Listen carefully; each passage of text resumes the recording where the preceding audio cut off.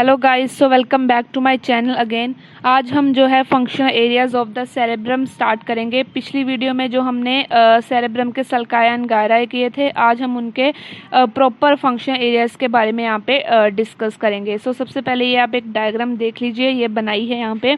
सो इस पे एरियाज़ को कलरफुल तरीके से जो है यहाँ पे डिस्क्राइब किया हुआ है। ब्रॉडमैन जो एनाटमिस्ट थे उनके अकॉर्डिंग उन्होंने ये जो गायरस थे इनको नेम दिया था ताकि अच्छे से ये रिवाइज हो सकें। सो जैसे ये येलो एरिया, ये प्राइमरी मोटर एरिया है, इसका एरिया नंबर 4 है। एंड ये जो पीछे है प्राइमरी सेंसरी एरिया, इसका एरिया ब्रॉडमैन नंबर 312 है। आगे वाला ये जो superior, middle and inferior frontal gyrus को इसने ऑक्यूपाई किया है, ये नंबर 6 जो है हमारा प्री मोटर एरिया है। ये रेड वाला जो है फ्रंटल आई फील्ड एरिया है in the posterior part of the middle frontal gyrus. So नीचे जो इन्फीरियर फ्रंटल गायरस में मोटर स्पीच एरिया ब्रोका है। यहाँ पे टेम्पोरल का ये जो सुपीरियर टेम्पोरल गायरस है, यहाँ पे primary and secondary auditory areas हैं। ऑक्सीपिटल लोब में यहाँ पे विजुअल एरियाज है। Similarly in the parietal lobe में भी एरियाज हैं। सो ये जो रिमेनिंग एरिया है फ्रंटल का, इसको हम जो कहते हैं frontal pre frontal area. So let them discover one by one. So first है यहाँ पे प्राइमरी मोटर एरिया, जैसे कि पढ़ा था ब्रॉडमैन एरिया नंबर 4 है। और अब इसके फंक्शन के बारे में बात करेंगे कि इसके क्या फंक्शन है। So it cause the contraction of the muscles of the opposite half of the body. जो हमारी opposite half of the body होगी, सपोज अगर करें राइट का अगर सेरेब्रल हेमिस्फीयर है तो लेफ्ट वाली मसल्स की कॉन्ट्रैक्शन करवाएगा, अगर जो लेफ्ट वाला है वो राइट वाली की कॉन्ट्रैक्शन करवाएगा। मतलब कि opposite half of the body की जो मसल्स होंगी उनकी कंट्रैक्शन कराता है ये जो मोटर एरिया है हमारा ब्रॉडमैन एरिया नंबर 4। बताया था इन्वर्टेड होम्यूनकुलस में यहाँ पे इसकी जो बॉडी की रिप्रेजेंटेशन होती है, आप पिछली वीडियो में चेकआउट कर सकते हैं। अगर बाई चांस इसका अगर लीजन हो जाए किसी भी साइड का, तो वो एक कंडीशन डेवलप कर देता है हेमीप्लीजिया। अगर लेफ्ट में है तो राइट की हेमीप्लीजिया हो जाएगी, अगर राइट साइड में लीजन है तो लेफ्ट साइड की हेमीप्लीजिया हो जाएगी। So next is the pre motor area. जो आगे वाला एरिया था superior, middle, inferior frontal gyrus, उसने ऑक्यूपाई किया है। ब्रॉडमैन एरिया इसका 6 है। फंक्शन क्या है इसका? It is responsible for successful performance of the voluntary motor activities. जो भी हम मोटर एक्टिविटीज़ करते हैं, सपोज चाय का कप पकड़ लेना, कुछ भी पकड़ना है, कुछ काम करना है, तो ये वॉलंटरी मोटर एक्टिविटीज़ की अगर सक्सेसफुल अच्छे से परफॉर्मेंस हो, इसलिए ये एरिया यही कंसर्न है इसके लिए। Next is the frontal eye field area, जो दिखाया था in the posterior part of the middle frontal gyrus. So इसका ब्रॉडमैन एरिया नंबर 8 है। और इसका फंक्शन क्या है? It cause the conjugate movement of the eyes. जो आइज की जो कॉन्जुगेट मूवमेंट होती है, अपवर्ड देखते हैं, डाउनवर्ड देखते हैं, साइड वगैरह सब में देखते हैं, तो कॉन्जुगेट मूवमेंट यही एरिया करवाता है। Next is the pre frontal area, जो रिमेनिंग मैंने बताया था कि जो rest of the frontal area उसको प्री फ्रंटल एरिया कहते हैं। ये कंसर्न बहुत चीज़ों से कंसर्न है, जिसका मिमोनिक यहाँ पे बनाया है Prem ji. Prem ji, P for personality, reasoning, emotions, memory, judgement, intelligence. So ये प्रेम जी आप याद कर सकते हैं कि ये कौन कौन से फंक्शन से ये एरिया कंसर्न्ड है। अगर इसकी लीजन हो जाए तो जो पर्सन होता है ना, उसको अपनी अपीयरेंस, उसको अपने क्लोथ्स, ड्रेसिंग सेंस, किसी की भी सेंस नहीं रहती, ये जो एरिया है यहाँ पे। सो इसकी लीजन हो जाए तो बहुत इफेक्ट पड़ता है पर्सनैलिटी पे।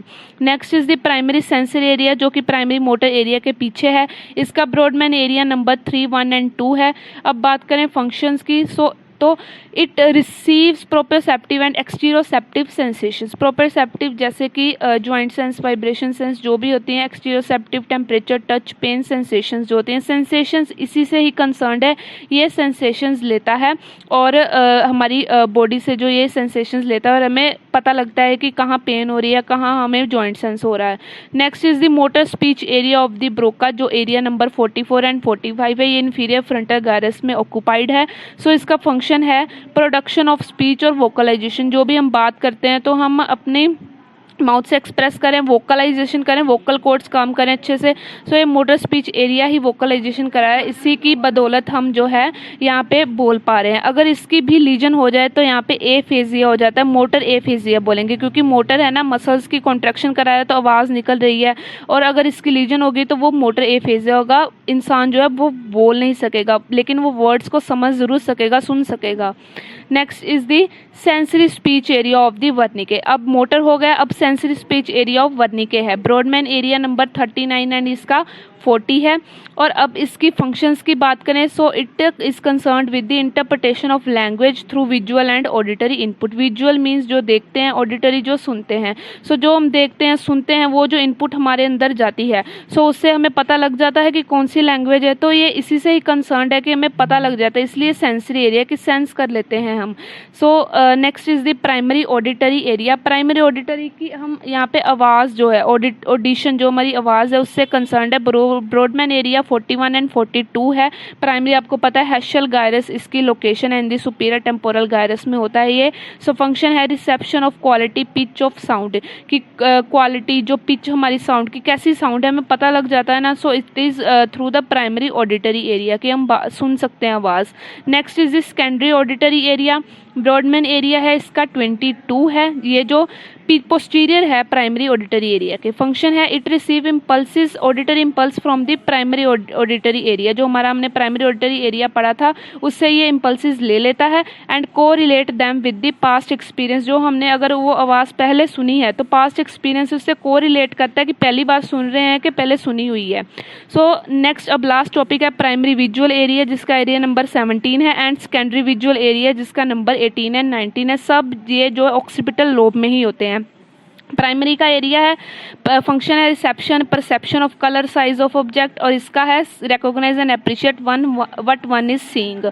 और अगर इनमें से किसी की भी अगर लीजन हो जाती है तो बाय टेम्पोरल हेमिएनोपिया हो सकता है और बाय नेजल हेमिएनोपिया होगा। इसकी अलग से आपको वीडियो मिल जाएगी। So thank you.